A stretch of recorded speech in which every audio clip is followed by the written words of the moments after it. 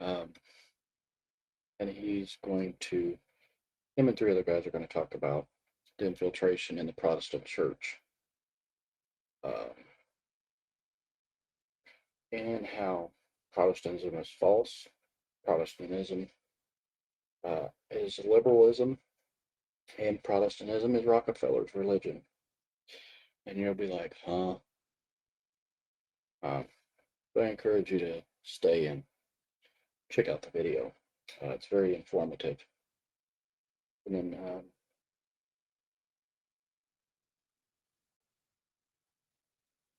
tomorrow, sometime I'm going to be doing a video talking about CTE, or chronic traumatic encephalopathy.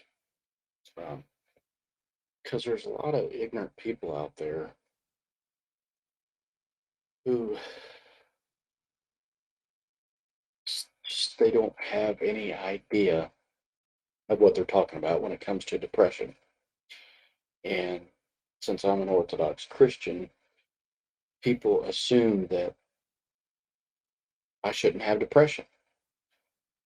Um, so I'm going to be talking about that and why I have depression.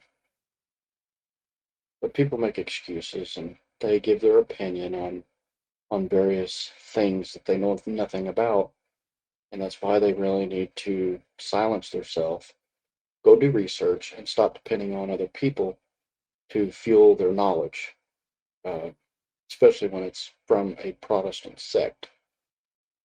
So, without further ado, let's just get right into this video. So again, this is a video, and it's going to be talking about how the Protestants were infiltrated, and it's a really good video.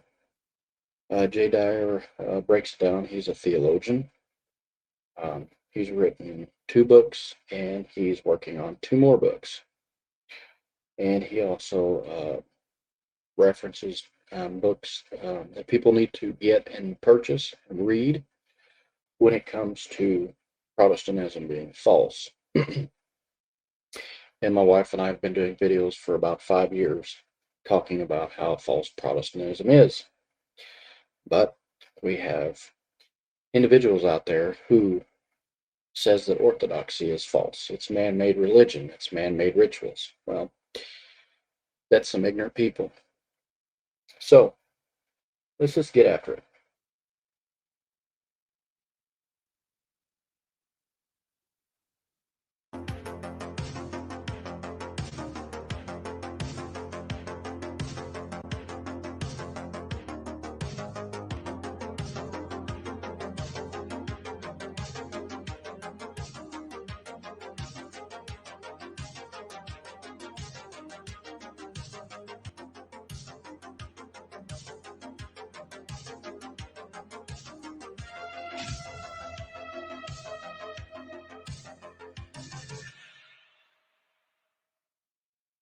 The Crucible. My name is Pedro, otherwise known as Bog. I'm really just a regular guy, but that's what they name the internet has deemed me. This is my co-host Andrew. Say what's up, Andrew. How's it going tonight, everybody? Tonight we have a special show for you. We have a legend on the set, a very good debater. I mean, this guy's written books. He's probably stood with the Titans and held his own, and definitely took some of them down. It is the one and only Jay Dyer. Say what's up, Jay. Hey, man. Thanks for having me. Glad to be here. It's an honor. Yeah. Jay, you've written quite a few books, haven't you? I've written 2 and working on 2 more. Okay. Gotcha. We, my wife kind of listens to your program religiously. I do every chance I get. Tonight, we're going to talk about the infiltration of the Protestant church by the LGBTQ outreach. I've come across these programs as I've been researching this. I do a lot of debates against transgenders and people who are homosexual advocates. And one of the things that I found is that a lot of their financial documents from large groups, this would include groups like Family Equality, etc., they often run finance programs that have massive outreach to LGBTQ churches. And I was wondering if you had kind of come across at that in any of your research, and kind of could outline for us maybe what you found or not found on that. Well, my knowledge of this topic is situated in the larger domain of what's called soft power. So I don't know if you guys are familiar with that, and probably a lot of listeners might not be familiar with this idea unless they happen to maybe study international relations or have family members or people like that who know this topic. And if you take classes in international relations, you learn about how various power structures influence. And one of the things that the modern world has created, which, I mean, it existed in ancient world as well, but one of the things that's kind of unique is soft power and now what's called smart power. So more relevant to this talk would be the topic of smart power. And that's the idea of, or soft power, using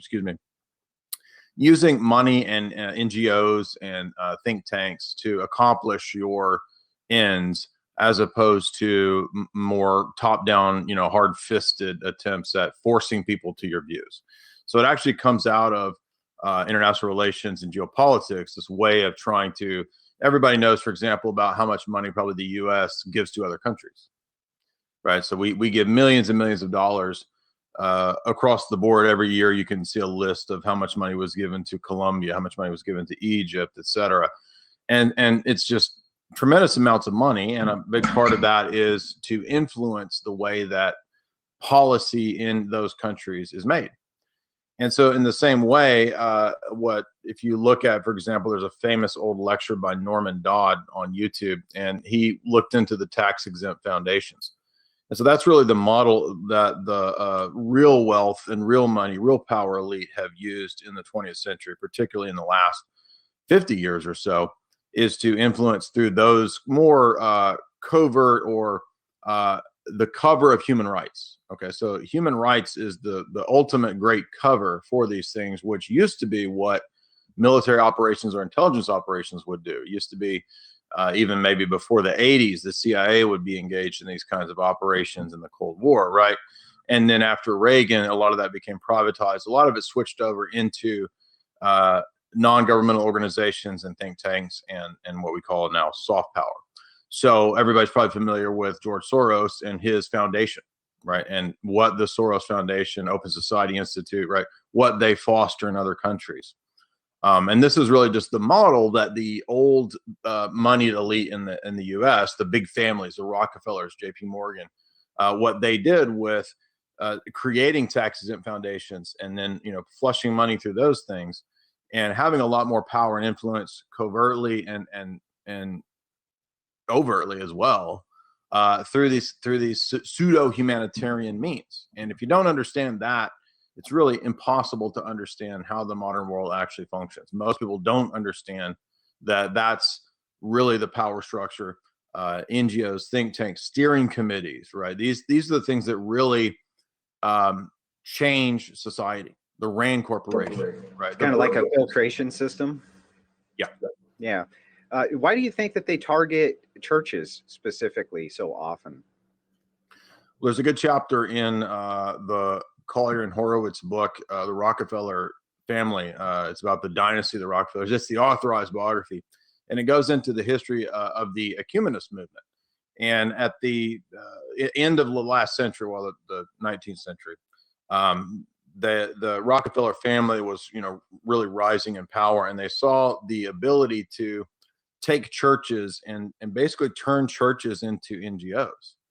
And so they said, why don't we just use a lot of these existing Protestant organizations as if they were another way to promote Americanism or soft power, or in the case of the Rockefeller social gospel, the liberal social gospel. There's a whole chapter in there about the social gospel and the ecumenist movement.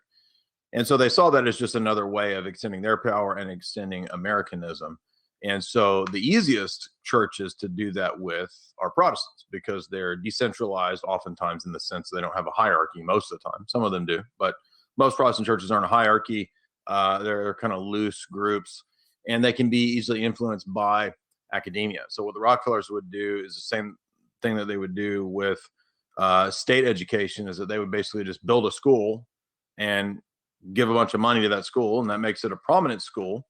And then you create the departments at those schools, like sociology or international relations at University of Chicago. That's like basically a giant Rockefeller school. So in the same way, they would actually buy the heads of seminary seats, right? Oh, we'll donate you $1 million to your seminary, but you got to put in Reverend limp hands, if you know what I mean, right? So Reverend limp hands has to be Pastor Bruce has to be in charge of the theology department, literally, and he's going to train everybody. That's literally how it works. Okay, so it's easiest with the Protestant model, but if you look at the history of Protestantism in the U.S., that's quite literally how the Protestant church was liberalized within a few decades. And even Protestant ministers back in the day, for example, J. Gresham Machen wrote a whole book called What is Liberalism? And that was about how the Protestant churches have been liberalized. He doesn't hint at or hit on the NGOs, but he basically saw the patterns of how quickly it was done within a few decades of turning the mainline Protestant denominations liberal. It was basically these entities, these very wealthy families and power structures that did that on record. And it's a pattern that works. And they do the exact same thing with Roman Catholic Church and the Orthodox Church. It's that simple. And so I just covered pretty recently, actually, very prominent Roman Catholic lawyer's book, David Wimhoff, John Courtney Maury, Time, Life, and the American Proposition, How the CIA's Doctrine Warfare Program Changed the Catholic Church by David Wimhoff. This is a gigantic 800-page tome, thousands of footnotes. And his assessment there is that this is what they did in the Roman Catholic Church to change it. And it's no different than what they do in the Protestant church. And it's the same people. So it's that simple. Right. You made a very good point. Before you speed past it, it was in one of the questions I really wanted to ask you. I agree with you on the seminaries have been infiltrated, and we should not be sending any of our kids there anymore, honestly, because I don't know if you've seen the clips from 5 years ago, almost 6 years ago, where they have people actually promoting Marxist propaganda in seminary, talking about, equality and stuff like that. But you hit the nail on the head with this one question: what is the social gospel? Can you tell the listeners about that? So this was an idea that arose in liberal Protestant circles and amongst Jesuits maybe 50, 60, 70 years ago. And the idea was that Christianity isn't really a supernatural theological message. It's a socio-political message about liberation from oppression. And so a lot of people believed that when it was getting popular in Latin and South America via very liberal Jesuits that were promoting it, a lot of people think, oh, those were just Marxists. Those were Marxist Jesuits that were promoting this. And there's an element to which that's true. However, in my view, what's oftentimes the case is that whenever you see Marxists or Marxist groups, you can find a very wealthy individual in the background. So Marxist groups almost always have very wealthy backers. Because if you look at the history of revolutions don't occur without funding. You can't have a revolution without somebody putting money into your organization. And if we look again to the the soft power model of the 80s, which is where we got, for example, color revolutions, it's another example of something similar to the social gospel, which is that it may give the appearance of liberalism, atheism, Marxism, but really there's a lot of money behind these groups. And the Rockefellers have famously promoted leftist causes for the last 100 years. And there's actually a chapter in the Rockefellers' biography about how John D. Rockefeller said that he really appreciated the social gospel over against the traditional Protestant, fundamentalist view, because the social gospel could turn the church into an NGO, basically. And of course, liberation theology is something that comes along later, but it's basically the same idea that the social gospel is removing the supernatural elements and making Christianity into an NGO. And that's really what liberation theology is. It's the same idea, but just throwing in like some Marxist stuff that Jesus is here to, redeem the poor oppressed people from the, money class, bourgeoisie or whatever. So they relate to one another, but it's really just an attempt to demythologize, and the demytholization project of the liberal theologians in Protestantism have again typically had these big money NGOs and foundations and families behind them. And so again, you look at the Wim Hof book, he traces it in exactly the same pattern for the Roman Catholic Church. It's no different than the Orthodox Church. We have the same big money entities and groups putting, essentially people into seminaries, donating to seminaries to control the type of theology that is taught to the next generation. And the last thing I'll say is that if you look at the figure of Gene Sharp, he's another classic example of this. He's the guy who patented the technology of using democratic revolutions as a strategy, a technique of regime change that gives the appearance of human rights. And this is was perfected at the Albert Einstein Institute. It's basically a CIA front.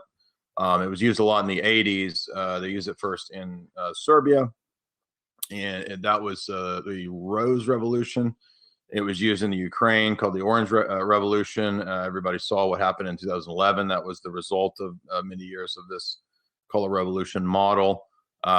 We've seen many of these, and that's a strategy. It's a technique. It's not Marxist proper. It's low IQ student age people who believe Marxism, or religious leaders or professors that believe Marxism, who have a layer of people above them that are extremely wealthy, who fund that layer of dupes and idiots. Right. You said, oh, Andrew, do you want to put in a question? No, go ahead. Awesome. So you said something critical there too. You said changing the theology, which is really just manipulating the curriculum, right? Well, no, it's not just that. It's installing specific people in the heads of departments. Right. In order so they can start pushing their message, which. Yeah. I mean, in other words, it has to be a liberal theologian, whoever, Father so-and-so, Reverend Bruce, who's essentially raised. He's the guy they want. In the Rockefellers biography, it was Fosdick. So Fosdick, I think, was a super liberal Presbyterian guy, and he was like the archetype of what they wanted in theological seminaries to train the next generation. And Fosdick was like some crazy, like super liberal dude. Right. And I think I see this because when I interact with people who say, yeah, man, I just graduated seminary, but they've never read the Apostolic Fathers, right? They've never even, the biggest thing, their original languages, Hebrew, Greek, Aramaic. They tell me, yeah, I only needed to take 3 months and then I got the credits for that class. And I'm like, someone let you say that you went in through a course and added to your transcripts that you practiced Greek or you studied Greek when you only did 3 to 4 months of it. I think that's critically like a reason why you can't trust these seminaries and why they should just be, just thrown over the rail completely. Because why? When we are trying to, like you said, form our theology and put it out in a coherent manner, and then you have these people here who don't even know what they believe actually, they get to do things like what?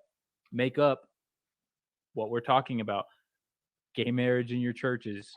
You see people actually sending money into Planned Parenthood. You can't even get your preacher to stand up and say cogently on the board, yeah, we're going to be against Planned Parenthood. We are running a ministry specifically for protesting the local abortion clinic in our area.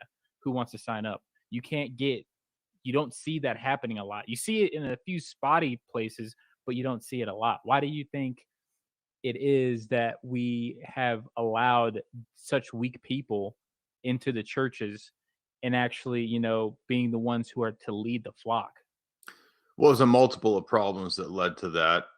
There is lack of discernment on the one hand. So, Father Harris talks about this a lot, which is a lot of people don't have adequate discernment to actually know what's going on. So they can't actually even figure out what the real problems are. It's not, some old battle of liberals versus conservatives, right? It's more than that. It's demonic. It's the satanic. It's, real spiritual evil. That's a factor that people don't have, discernment. It's ignorance, as you said, of the church fathers. It's ignorance of scripture, ignorance of what traditional classic Orthodox theology is.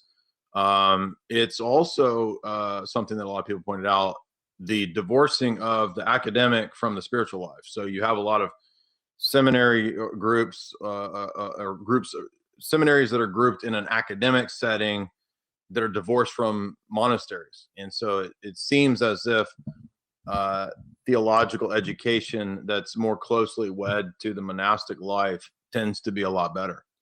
And it doesn't become academia for academia's sake. Once it becomes academia for academia's sake, you get Fordham. You get these kinds of Jesuit, CIA, terrible schools that are really just, again, NGOs. I mean, Fordham had a huge role in Ukraine.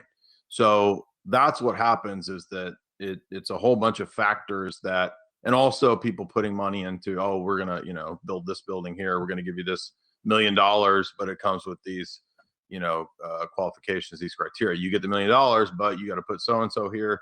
You're going to have this in your curriculum. You're going to be teaching X, Y, Z. And I mean, again, in terms of what you were talking about with PLANNED parenthood, that's also Rockefeller. That's their tremendous millions and millions of dollars of Rockefeller money went into Planned Parenthood. So Rockefeller's associated with Planned Parenthood? I did not know that. Oh, absolutely. Oh yeah. They're like probably the main funders over the decades of that. And then my favorite debate that you ever did was with Stefan Molyneux. You were getting to the basic of the epistemology of where all logic comes from, and you've been saying it this whole time. Where does logic come from?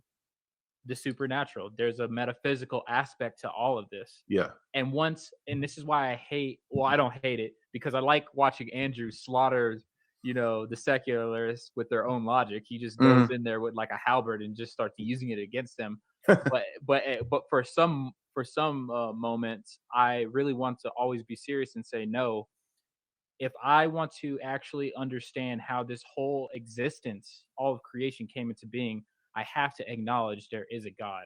If I don't do that, I can subvert reality into anything I want, and I can build up and make up anything I want. Yeah, and that's just really an echo of the garden, right? I mean, that's really just Genesis 3, that Satan tempts mankind to believe in delusion that he's God and he can make his own rules. He can make his own worldview. He can build his own intellectual system. He can, essentially, it's man's heart and mind become idol factories, basically.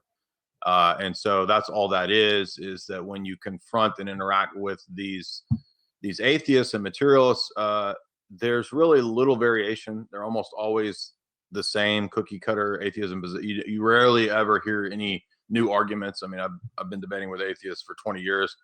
It's always the same debate. And so when you really kind of boil it down to the necessary foundations of a worldview, and you ask atheists, you're using logic, you're claiming to believe in reason, but you need to be able to give an account for logic and reason, right? To just say that it is the case is not sufficient, right? I mean, don't you ask of the theists all the time, you better give an account for God, or else you're just believing in something that you don't have a basis to believe in. Okay, well, but you have to do the same thing, right? So if I have that burden of proof, so do you. You believe in these immaterial, invariant, magical concepts like numbers and math, but you need to give an account for that. And 99.9% of the time, they don't even have the first steps of being able to give an account for that. So every now and then, you meet a somewhat sophisticated atheist who can at least maybe argue a little bit about it, but they are always unable to give an account, because atheism is a system, materialism. There are systems that are very limiting. They box you in. You only have a certain number of ways you can go when you adopt the presuppositions of materialism, physicalism, etc. So that's why it's really easy to refute it, because it's the same debate over and over and over, right? It doesn't matter whether it's Stefan Molyneux or whether it's Matt Dillahunty or whether it's Dr. Alex Malpass, like whatever, JF, whatever atheist it is, it's always going to be the same basic moves in the starting points of epistemology, ethics, and metaphysics. You're muted. Sorry about that. Kind of steer the conversation back just a little bit. Why do you think specifically the targeting is always LGBTQ related? It's so common that churches are targeted with this. Now Hollywood is targeted with this. Pretty much everything you see anymore has a massive overrepresentation of LGBTQ influence. And that was, it's something that I've been noticing more and more and more and more, especially when it comes to when churches are represented in Hollywood. A good example of this is, have you seen the show Letterkenny, for instance? And inside of that show, it's a funny comedy, but inside the show, the priest or the acting preacher, he's gay as a $3 bill, basically queers a $3 bill. And that's really what his entire character arc is. And I see this over and over and over and over. And I don't know why the push is always towards that specifically. That always seems to be the thing that's thrown in your face the most often now. And now we have the kind of the trans stuff in the kids' cartoons and this kind of thing. And I wonder why the push is always that direction. I would say that the easiest, and obviously we could always appeal to the spiritual realm and say, well, ultimately it's a spiritual problem.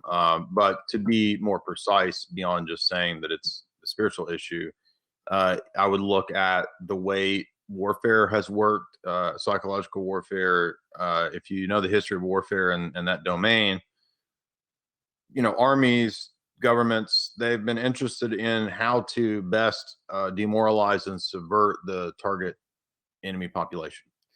So that could include anything. It could include bio warfare. It could include covert attacks. It could include bombs. It could include espionage. It could include demoralization of the enemy. And so when we understand that it's not so much a world where there's nation states at war, there is a degree of that. We're in a new world where, if you think of Howard Beale on Network, where he said, if you think of the Network quote, there's no more nation states. There's Apple, there's Google, there's Ford, there's corporations that run the world, basically. And the top people at the top of the corporations and the top of the banks basically have an agreed upon worldview. And that worldview is more or less a form of global government based around technocracy and the unification of everything under one form of some loose government, basically. And it will be run by tech. So that's the end goal. That's what they all agree on. And so the target population is no longer that country over there or this country over here in the long run. In the meantime, there's still national warfare. But in the long run, it's about the whole globe's population, the world's population, and reducing it. That's everything. So they have a Malthusian worldview. The Malthusian worldview is absolutely committed to a very serious, hardcore doctrine of reducing the world's population. Countless books on this. I've covered about 50 of them now. And that's whatever's occurring here in the now is a means to that end. So the human sexuality issues, all that is a way to sterilize. That's it. So anything that promotes sterilization is good. So I don't personally think that they really care about anyone's rights. It's not about rights. Rights is the cover that's used for soft power. What intelligence agencies used to do, I mean, they still do to some degree, but now it's done by NGOs and soft power. And a version of soft power is smart power, where this is done through internet, through Twitter, through hashtag revolutions. That's smart power. So that also plays into what you're talking about with the sexuality. So basically, it's just on a way to weaponize man's second, I guess, most basic desire after food, which is sex. So if you weaponize that, the basic desires, then you can really control the population. And empires, imperial thinkers, national government, strategists too, but they know and have known for a long time how to control people. I mean, if you read Plato's Republic, it's essentially at one level a way to control the republic. And that's why he says, well, we got tiers of people. Not everybody's the same quality of people. And at that bottom of the pyramid tier, you got to really control that population in terms of the numbers, right? So that's why Plato was an advocate of eugenics, dysgenics, infanticide, population control, because you have to really, in his view, control the bottom of the pyramid. And so this is just from the vantage point of secular civil state polity running the state. They've always seen it as, part of keeping the balance. You have to control the population. So that's, in my view, that's the easiest way to understand why it's so heavily promoted. The sexuality issues is that it's just simply basic demoralization and warfare. Go ahead, Pedro. Oh, no. Okay. Because So, I'm going to take it right back to some main Well, theological stuff. I was just gonna follow up on that. Kind of. I mean, I'm not trying to ignore the spiritual component, but Oh, I'm no, just saying, I know you're not. we want to understand it beyond just saying, beyond oh, that. well, it's evil or whatever. Right. Then we want to understand the strategic component of it. That's what I'm talking about. Sure. One of the overviews there. When you talk about global depopulation, though, we have the largest population on planet Earth we've ever had, don't we? Yeah, that's why they're so adamant about what they're doing. About running depopulation protocols. One of the things that I struggle with when I'm arguing with secularists is I also think that depopulation protocols are in place, and we see this through abortion in any number of different ways, sterilization programs via birth control and this kind of thing. One of the things they often come back at me with is, well, we're doing a pretty terrible job then, because there's almost 7 billion people on planet Earth. And that's kind of the secular argument that I'm smacked with on the backside, which is if these these global depopulation programs are really in place, why are they so ineffective? And a person had asked me if I'd run that question by you, and I was happy to do it. So there's two different things at work here. One is a question of how successful are the programs versus the factual question of are there such programs. So first question is, and it also assumes that if there are such programs, that they would be running in the way that this individual normie thinks. Well, they're not. And the factual question first is, let's figure out, first of all, are there such things? Well, do we know about Malthusianism? Have we read Thomas Malthus? Have we read the history of the Galton family, Sir Francis Galton? Have we read Huxley? Have we read these people whose philosophy was adopted by the American elite through the American Ivy League education establishment over the last century? So everybody probably knows about the history of the eugenics laws in the U.S. They were eventually became unpopular and were shot down. But the people who had those worldviews didn't just go away. They have always existed.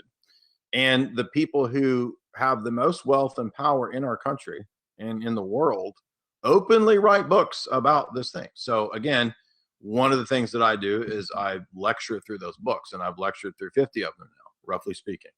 So that establishes the fact that these programs exist. And we can look at things like State Department Memorandum 200 by Kissinger, which is an example of this at a government level. We can look at the famous Jaffe-Barrelson memo of 1969, which shows this as a project. If you're not familiar with that, that's probably one of the most relevant documents to the topic of your show today. If you've not seen the Jaffe-Barrelson memo, you need to see that. I have not. And okay, that is absolutely crucial. You should be aware of this. If you Google it, it'll come up in a million different places.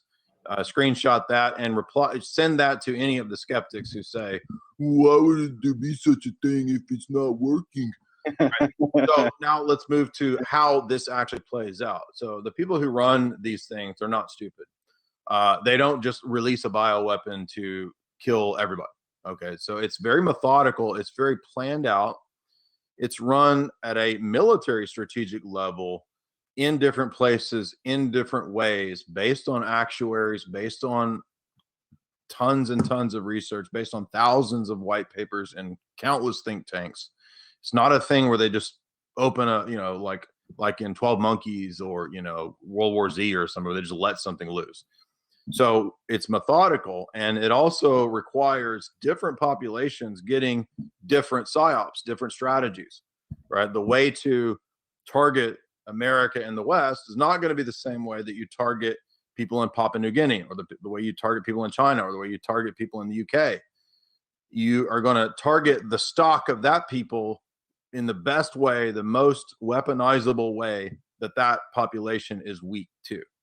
And this goes into anthropology research. There's a good book, for example, that David Price wrote about the CIA's history of using anthropology, of using archaeologists to do what's called ethnography, to study and master everything about specific people groups. One of the books that I wrote that I analyzed was the famous CIA operative Miles Copeland's book, Game of Nations. And in Game of Nations, Miles Copeland was sort of the CIA's consultant attaché guy, first to Syria during the era of pan-Arab nationalism, and then he becomes the consultant in Egypt to Nasser during that period of the Cold War. And so you're reading all this, wild stuff that the CIA was running there in Egypt. And it comes to the end of the book, and Miles Copeland says, if you're wondering what all this was about and why we were so interested in industrializing Egypt and making it a modern nation, he says, is because when you industrialize, population goes down. And he says, if you want to understand what all of the Cold War and what we're doing in these countries is ultimately about, he says, go read the Rand Corporation, the CFR, and Bertrand Russell on depopulation. So there's one of the top, most famous CIA operatives of the last century in his famous book, at the end of the book, telling you that all of these foreign operations weren't really about putting Nasser in, taking Nasser out. It's a long-term goal of reducing the world's population. That's it. That's the whole goal. Now, there's plans beyond that in terms of transhumanism. But again, I don't know how many, if people can't get that this is a factual question first, and then that it's a sophisticated rollout, hence why you see so many war game documents, SPARS, CLADEX, Event 201, Lockstep, which I just covered, right? It's very methodical. And so there's going to be stages and phases for each continent, for each country, as to how this stuff rolls out. So no, it's not going to be one program all rolled out at once. There's multiple different ways that this occurs, such as attacking food supplies, such as GMO food, such as Terminator seeds, such as, which are, for example, Bill Gates type programs, right? He has Terminator seed programs, Monsanto Terminator seed programs, such as binary weapons. A lot of people don't know what a binary weapon is. A binary weapon was discussed in Kessler's book 40, 50 years ago, where he says that what we can do is combine things in the food or water supply that are, sort of covert chemical warfare agents that will only kick in when they combine with some other chemical agent in some other arena, like maybe stabbies. Maybe you get something in a stabby that's in you that's dormant, but it doesn't get activated until it combines with another thing that's in the water supply. I'm just using that as an example. And in fact, that's Kessler's own example in his book of how the elite could use binary weapons to target the populace. So multiple books. Obama's head science czar, John P. Holdren, wrote a book called Eco Science with Paul Ehrlich. They're both rabid depopulation proponents. And in the book Eco Science, they discuss multiple ways that the population could be targeted, everything from the food to the water to medical tyranny. So I don't know where this person is who's a skeptic, where they were the last year, 2020. Maybe you should have paid attention to what happened in 2020, because that's one example of the phases of these things as they roll out. Right. And go ahead. No, go ahead. Okay, yeah. And this is kind of like always a good my always question when I'm interacting with people like you. How do you bring up these things in a quotient, coherent manner where the person doesn't start looking at you crazy? Quotient, is that like cogent plus kosher? I'm just joking. Yes, my bad. I say words wrong all the time. Yeah. I'll actually like that. That's funny. I'm gonna start using quotient. How do I bring it up to normies, or what do you mean? Exactly. People? A normie, right? Because when everybody was freaking out, honestly, I had already been listening to Alex Jones. I had already been on your gen. I was already up to date. So I wasn't really, freaking out, deers in the headlights, surprised. But obviously when we're at the moment, like you just said, it's already too late. So how do you come up to a person who's the everyday Joe, this guy just wants to barbecue and chill, and you tell him, no, sir, you need to be more active in the community because we need warriors in this. How do you do that? Well, most people can't handle, too many truth bombs at once. So it kind of depends on who you're talking to in a wise, tactical way, ease people into stuff. So I wouldn't hit them with everything. I would ease people into stuff. That's one reason that I wrote, my books talking about pop culture and trying to ease people in through movies, was to try to wake them up in that way with things that they were already familiar with. Like, hey, here's this movie. Isn't it weird that like that's in the movie, 10 years ago and now it's happening, right? So those are easy ways to do it. Documentaries are a good way too that's overlooked to wake people up, because, hey man, you should really watch this documentary about blah, blah, blah. It was crazy, right? And then so you're kind of, warming them up, priming them up to, but again, it's kind of gonna depend on assessing where that person's at. And so if it's somebody who's like totally not open, just don't waste your time. Just move on to another person. I think we're really, I think we're really at the stage where a lot of people have they've made their decision, dude. They have decided, like, I'm going with, the system no matter what. Like if the system, if Fauci and Biden tell me tomorrow, to go stick my head in the lawnmower, they'll do it. Yes, we will. That will cure the coof. If I put my face in the lawnmower, they'll go do it. Yeah, and this is kind of the problem I see, and with the Afghanistan situation, right? It's kind of an unavoidable topic to talk about with someone like you. When my friends were contacting me and talking to me about this, I said, "Yeah, what did you expect to happen? What did you expect?" And these are the really acquaintances that said, "Yes, we voted for Biden. Yes, we wanted all this kind of stuff to happen." I'm like, "Oh, okay. So you get what you paid for. You get what you paid for." Now, what's going to happen next to them, and this is what I always say, is you need to be shaken out of apathy. You're going to have to see the snuff videos that the Taliban, all these people, saying we love the Taliban, making memes that are on our side. They're going to have to now see the snuff videos that come out of them, executing Christians, hanging people from cranes by the throat, all of it, in order to shake them up, wake them up, because I feel like we've all been put to sleep on who the real enemy is, right? Well, I mean, the thing with Afghanistan is that in a way, it's kind of a distraction from what's really going on with the global move towards global governance. So, I mean, I'm not saying it's not important, but if you know the history of the Taliban, I mean, that was Zbigniew Brzezinski's choice to use them as the CIA proxies. So that's Operation Cyclone. That's the Soviet-Afghan War. That was what the CIA was up to.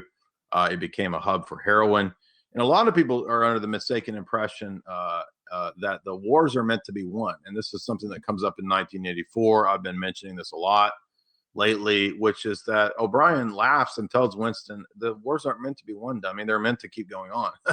and that's precisely what I see something like Afghanistan is. It's like Vietnam. A lot of vets and geopolitically aware, sophisticated people have the same idea that Vietnam wasn't really meant to be won. It was just meant to be a debacle, because ultimately it's really about removing the existing nation state structure. So that the U.S. as it is, no matter what you think of it, whether you think it's a great thing, whether you think it's an evil empire, or regardless, the objective fact is that from the global technocrat perspective, it has to fade away. It has to give birth to something new.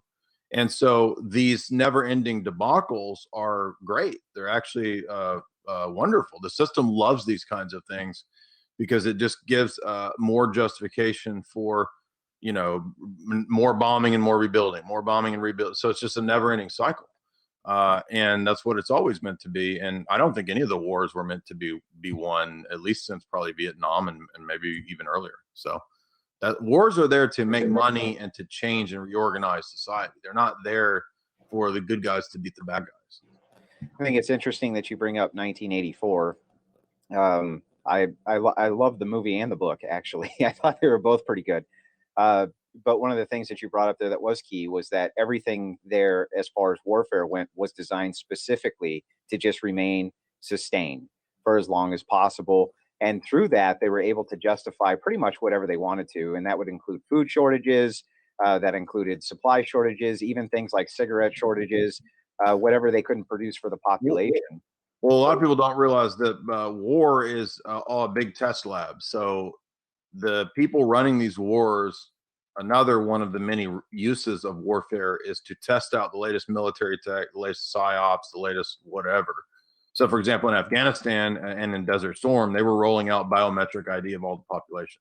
They were rolling out testing, feeding the population soybeans, right?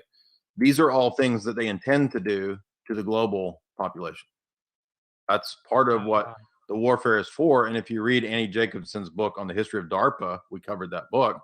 She talked about all the things that Vietnam did. Vietnam was a way to test weather warfare and geoengineering. It was a way to test the early phases of drones and the early phases of sensory technology and what would become eventually AI. It was a way to test out chemical biowarfare agents that were new at the time, like Agent Orange.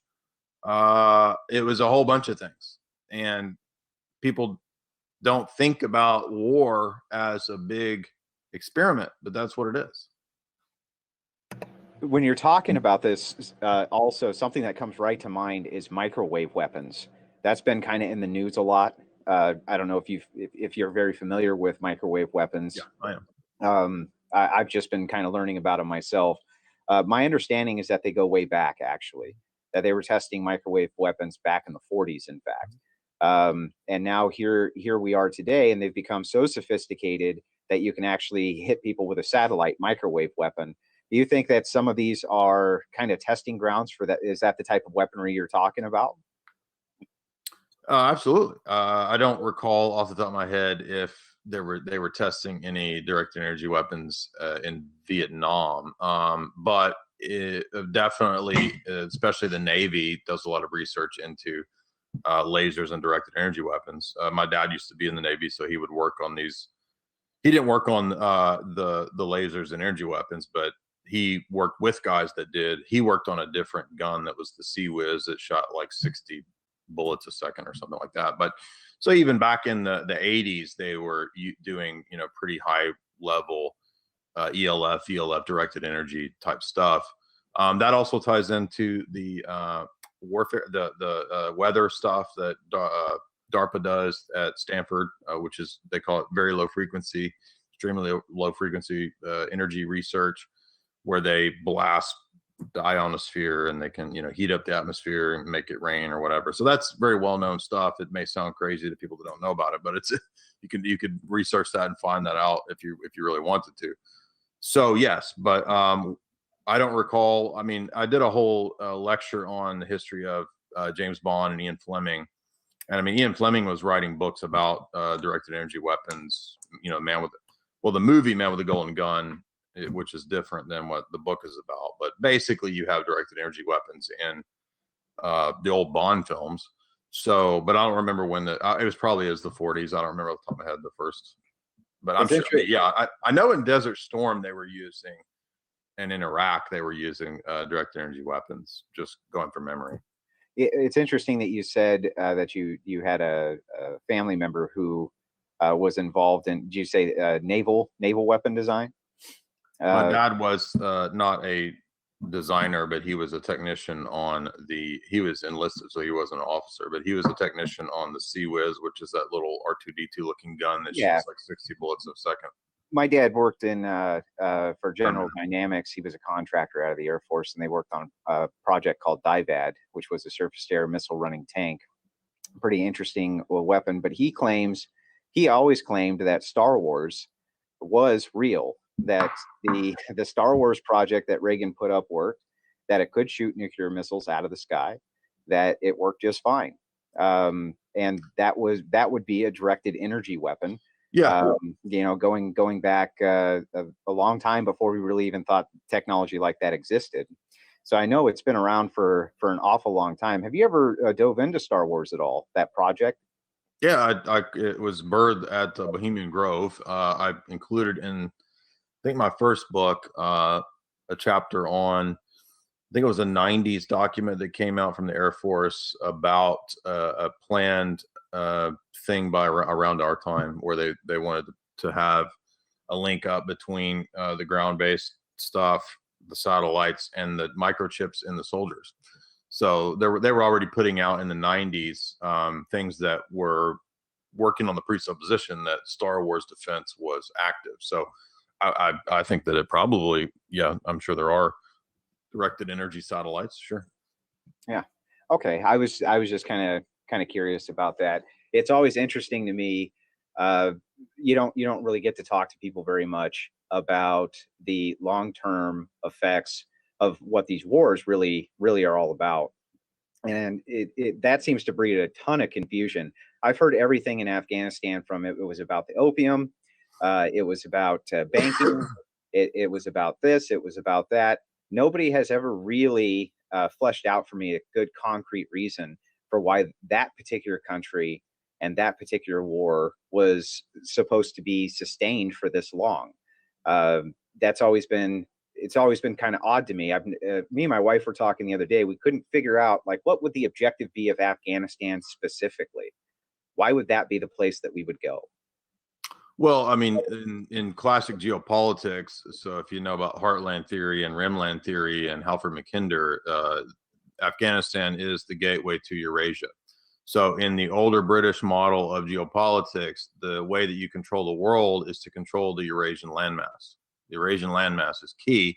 Brzezinski, of course, and a lot of the people at Harvard, Joseph Nye, something, Nyman, I forget that guy's name, but they all basically adopted the model of the British Empire of how to understand geopolitics, and that's controlling the Eurasian heartland, and that's what Afghanistan is the gateway to that. And so, but it's also known as the place where empires go to die. So in the original Great Game, Russia and the UK, they all had an interest in trying to do that. That was the original Great Game. They failed there. And so now the US, right, I think probably due to what they perceive as a technocratic dominance, full spectrum dominance, you could say, that's the Pentagon model. They probably see that from their perspective that they could win and control Afghanistan. But what's funny is that Brzezinski's strategy was actually to use the Taliban and get the CIA to create that army there to exhaust the Soviets, and it worked. So he exhausted the Soviets in the Afghan war, and then that allowed the U.S. to basically maintain their influence and control there, and then they were just paying off the different presidents, Hamid Karzai, whoever, with just bags of money and bags of cash and stuff. So it's crucial as a geostrategic place. That's one. And then yes, there's also the other additional factors of the opium, of whatever other minerals and resources are there. Well, it's interesting to me because now you're seeing the Taliban running around with AR-15s, full body armor. You're seeing them run around with night vision headgear.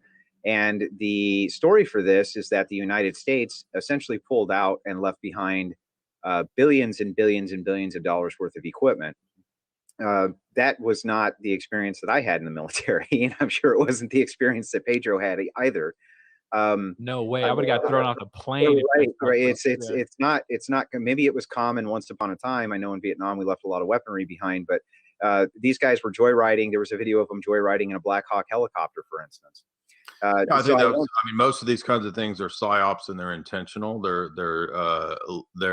It's managed chaos. I don't think that they're really pulling out because we're defeated, or it's all intended, I think, to be part of a long-term strategy of breaking down the U.S., probably using these. I doubt these groups were ever really not assets of Western intelligence. I mean, I suppose it's possible, but I think ISIS and they were all trained by the CIA, they were all trained by the Central Intelligence Agency. And I find it hard to believe that, now there's not going to be opium production. Yeah, right. Yeah, right. No way. That's not how that works, I think. Exactly. So kind of moving forward, what do you think is the best initiative for us, people like us right now? What do you mean? What is our next step? How do we prepare for what's coming next? What do you think is coming next? We're going and fighting the Taliban? No. No. That's over. It's Have over. you seen that that Nicolas Cage movie, Army of One? I did watch that. Yeah. Isn't that great? It was good. Yeah. So he's playing this redneck dude who thinks that he got a dream, a vision to go kill Osama bin Laden. And he's just this dumb redneck dude who flies over to the middle of I don't remember where, Pakistan or somewhere, and he's like just walking around the streets of Pakistan with a sword. And he's like, I'm gonna find Bin Laden, I'm gonna take him out. It's actually a really good movie though. It's great. But it was like that other one I saw. What's our? I mean, as Christians, I mean, all I know to do is to from a practical perspective, I would tell people to get out of big cities, to be as independent, self-sufficient as you can, just at a practical level. I believe that the future will probably have a lot to do with cryptos. So I advocate having some allocation into crypto, Bitcoin, Ethereum, etc. There's no silver bullets, so you should have probably some gold and silver too. I think it's good to, be eating organic, eating carnivore, keto type diets, to be in the Orthodox Church. What else? Be near people that you trust, family members, because we could see the country collapse. My wife says you have to do your Nicolas Cage impression.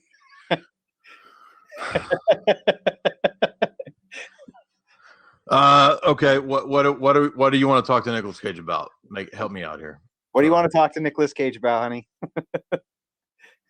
Well, if she takes too long, we're finding we have the treasure map, or we are what's the movie?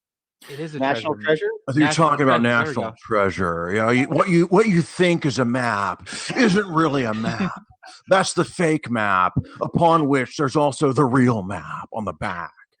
But you have to lick it, so it actually is activated by spit. Okay. So if you lick the map, then you'll get the real map. So Right. Oh my gosh. Nonsense that came to my head.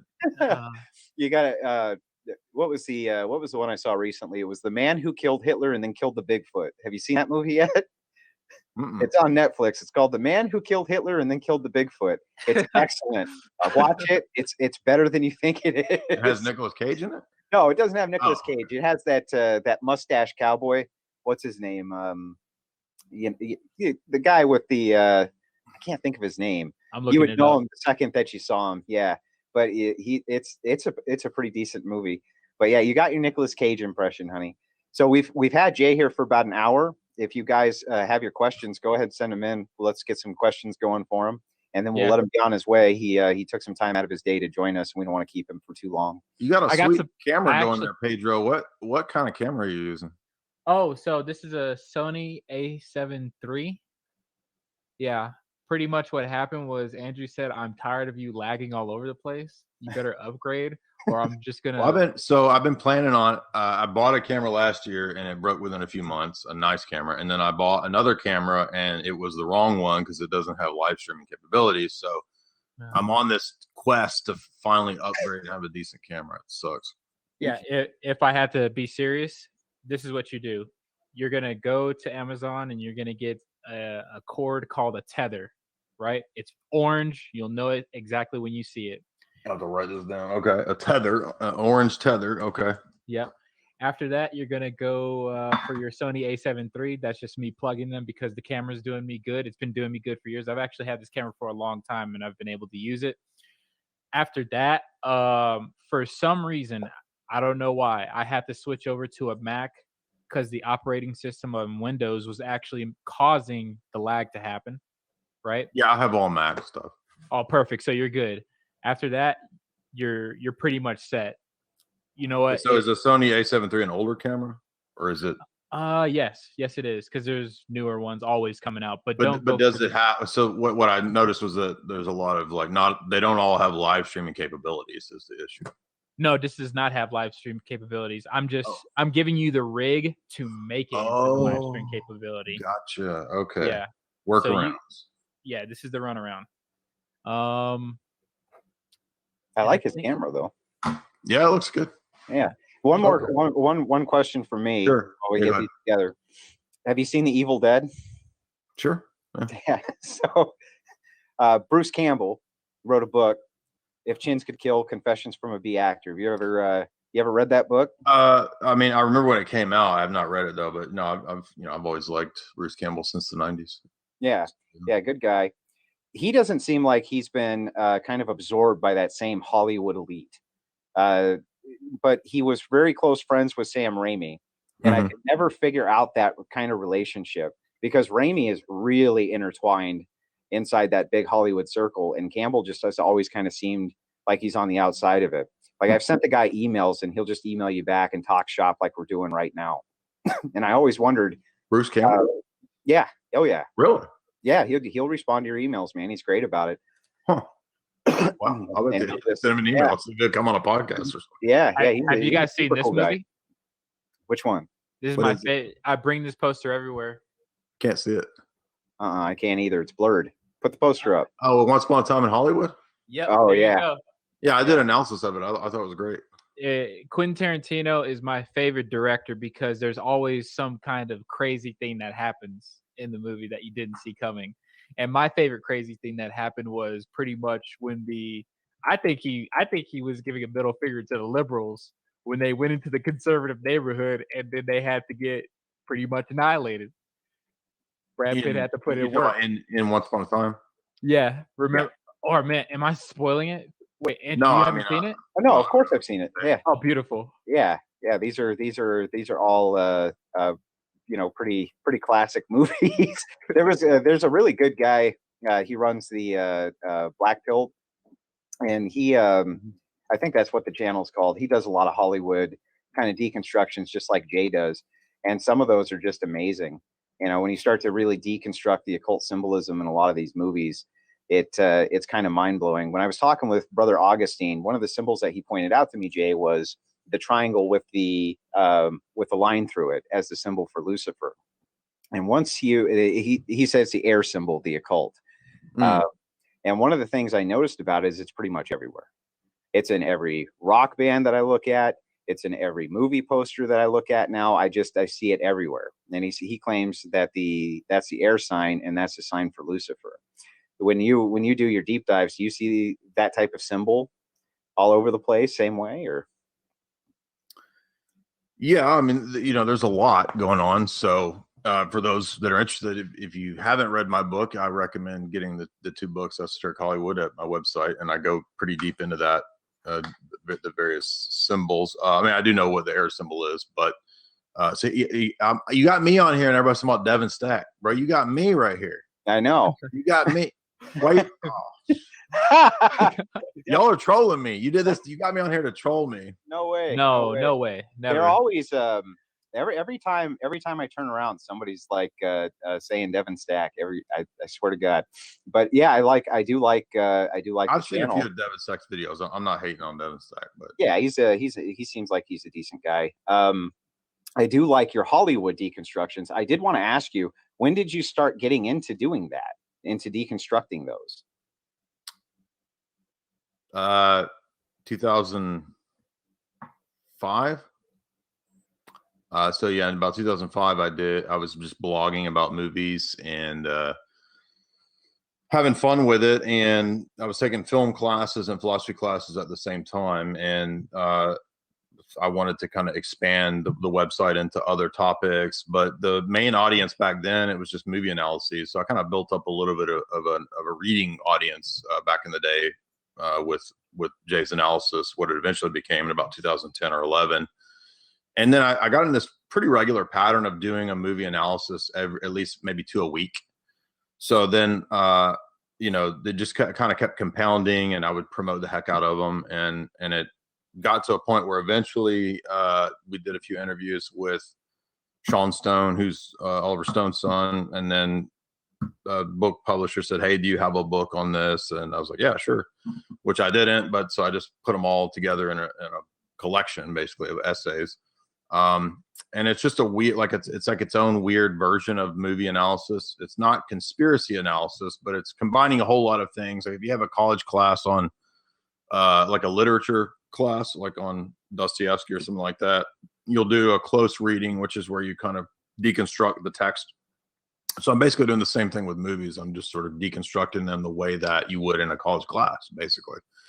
But not every college class is going to talk about cults and sex cults and that level of symbolism. But I do go into that, and so it just kind of grew into its own thing. And then we published the book, and I think my first book was 2016. And then we did a TV show, a full production, and one season of a TV show, which you could watch at Guide TV on, which is basically what's in Hollywood, the first book. And then I did the second book, and I guess sophomore projects are usually like, you don't get as much fanfare as the first one. But actually, the second book is better written. It's a better book than the first book. But anyway, so yeah, that's how it happened. It just kind of if you write on one thing, you know, I wrote on a bunch of other stuff too. But if you write on movies for 10 years, I mean, you're eventually going to get, you know, an audience. You're going to get people who are looking for your specific type of analysis. And yeah, I don't know, it just kind of became its own thing. Well, I can't recommend them enough. And I recommend that everybody goes and checks them out because they're fantastic.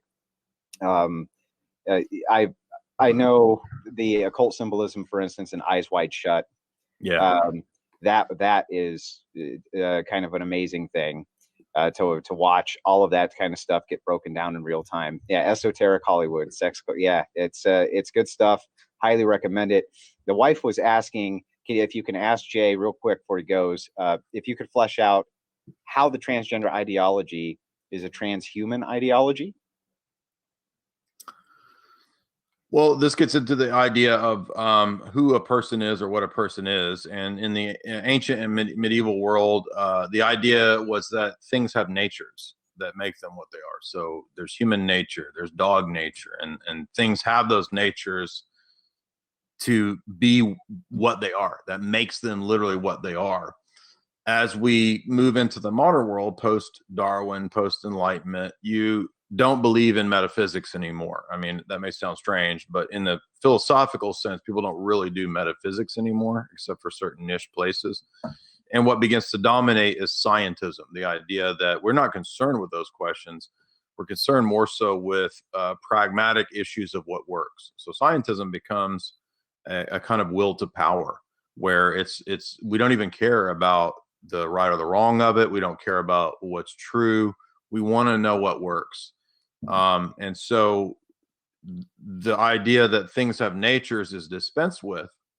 So if things don't have natures, then why do we think that there's this class of thing called man? Why do we think there's this class of thing called woman, or this class of beings called dogs, this class of things called cats? Well, eventually a lot of philosophers, especially in certain maybe existentialist and then later postmodern and nihilist camps of philosophy, come to the realization that, well, if there's no natures and if things aren't really possessing these qualities, these metaphysical, ontological classes of things, then it's all just human social constructs. It's just a thing we make up. So that's just one bag of molecules. That's just another bag of molecules. That's it. There's no real inherent meaning in those things. Meaning is purely a human, almost emotive thing. Like we just make it up, right? It's just, and it can change based on human consensus. I mean, it's hard to believe that something this absurd is what most people believe, but it is. Most people think that like we just create reality from our minds, and it's just a consensus that we agree on. And since it's mutable, it can be whatever you want it to be. And so we almost moved. I did a video a year ago on this, where we moved from postmodernism, and actually some of the 60s, 70s postmodernist people literally call it magical thinking. That it is magical thinking. Like you can make it what you want. And so I can identify as whatever I want to be from day to day, because all reality is a social mental construct, right? So transhumanism is really just the sort of logical next step, which is that, oh, well, you know, the computers are, you know, an advanced thing to take us into the next phase of evolution. And we will magically become computer gods. I mean, that's literally all it is. An AI style consciousness. Yeah. And so, right. So the transgender philosophy, which I think is connected with postmodernism, nihilism, is a very easy step into transhumanism. And this is actually I'm so glad we got here because I actually wanted you and Andrew to challenge some of my logic on this because I sometimes people accuse me of this thing of using circular logic, right? And in my grand scheme of things of thinking, I think, well, yes, it is circular. And if you want to think about it, there's only two major circles that are only one is going to actually map onto reality perfectly. And it's the one where we say, you know, God through his decree has brought everything into his existence. And the end purposes of that is going to be done by his decree from his word. And his purposes in between that whole circle where, you know, on the way around will be fulfilled, right? That's one circle. The other circle is this: in the naturalistic, materialistic, atheistic, agnostic, utilitarian, nihilistic perspective, we come from oblivion and we're going to oblivion. Everywhere in between, we get to do whatever we want. We give it our meaning. And that's the ultimate circle in my mind. And only one is going to map onto reality. So, how is that when I say those two things? How is that a fallacy? I don't get it. I recognize it's circular, but how is that a fallacy? It seemed like Jay was kind of tying that in earlier when he said that, you know, basically the atheists he debates with are kind of interchangeable widgets, right? And this is kind of I think that's kind of what you're tying into right there, Pedro. Okay. Yeah, I think you're comparing two worldviews. And when it comes to circularity, there's two different senses to which we are speaking of this. At the paradigm worldview level, it's impossible to avoid circularity. So there's always going to be something that's self-referencing, no matter who you are or what your worldview is. So, for example, even if you're an atheist, at a certain point, you're going to have a level to which, when you boil down, you can't appeal to any other more foundational authority. Everyone's worldview operates this way. So, for example, how do we know logic is logical? Well, we can't appeal to some other principle of logic because that would be circular. Right. So we're at a sort of a foundational level of circularity with those kinds of questions. Or how do we know words have meaning or are meaningful? Right. Well, there's going to be something self-referential there because any attempt to describe the philosophy of words is going to use words and meaning. So circularity comes in at a foundational level in a lot of areas of philosophy. That's different than the notion of the fallacy of circular reasoning, which is not at a paradigm level. That's at the level of argumentation and, you know, common argumentation, parlance, discourse. Two different things. So at the paradigm level, everybody has some degree of circularity that they will have to face up to and give an account for. And you're absolutely correct to when we compare the materialist atheist worldview to the Christian paradigm, it's two different accounts of reality. Our account makes sense of reality. Their account destroys the possibility of knowledge, and that is the transcendental argument right there. And that's when they say, I don't know. And I always hate when they say, I don't know, because it's like, okay, so if you don't know, sir, if you don't know, why are we going to move the conversation forward with you? If a person gets to that point in it, so if that's where they're going to go, then you've done your job as an apologist because now they don't have an argument, right? So you can literally do the mic drop because, okay, so then you don't have an argument. Like Augustine did the other day when he wrecked Dr. Bob. that was one of the worst wreckings. And the poor guy, he was like, I shouldn't have lost my cool. And I thought to myself, yeah, you should have. But this was from Truth and Tradition. He says, Jay's thoughts on Robert, is that Sepher, anthropologist? I don't know. I mean, I don't know a lot about that person, but I mean, isn't he like some kind of esoteric astrologist person? No, I'm not into any of that stuff.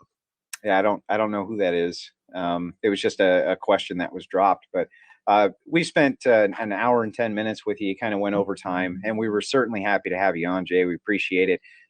You want to go out on one more Nicolas Cage quote? Me or you got to go out on one more Nicolas Cage quote, man. Pedro has a request. I would. Okay, well, you have to then like find the Nicolas Cage quote and then I'll read it. How's that?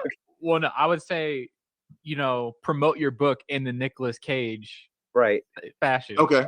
Yeah. Now, by the way, if you don't know, one of my favorite sort of underperforming videos, I did an entire analysis of Wicker Man, the Nick Cage Wicker Man, really, as Nick Cage. So everybody should go watch that one. But we will. I would say if you're looking for a good book, you definitely want to read Esoteric Hollywood. Okay. In my performances, I get into the mindset of becoming a shaman. I do dark shamanic practices, and this book is one of the best to help me get in that mind frame. By the way, he has an interview where he says that he does a shamanic exercise before becoming a villain or whatever. Have you seen that interview? I have seen that interview, actually. I love it. I love that. I played that like 20 times. Yeah. So guys, I would want to ask, what is a shamanic? So he calls it. He says, "I've developed my own technique. It's called neo-shamanic. Basically, what I do is I go and I find artifacts. Perhaps I might find an ancient Egyptian artifact, and I wear it in my coat. I walk around on set with this in my coat, and it really freaks everyone out on set. But that's how I get in the mindset." That's literally what he says, isn't it? Isn't that what he says? It's something like that. Yeah. No, that's what he says. Yeah. Is that verbatim? Yeah, I remember. I mean, it's pretty cool. He's Cage is an interesting guy. I think that guy has done like 3 movies a year now. He's kind of moved over to the like 3 movies a month, dude. What are you talking about? What's that? More like 3 a month, dude. What are you talking 3 a month. It's insane. But yeah, Jay, thanks for joining us, man. You have yourself a great night, buddy. All right, thank you guys. Have a good one. Have a good one.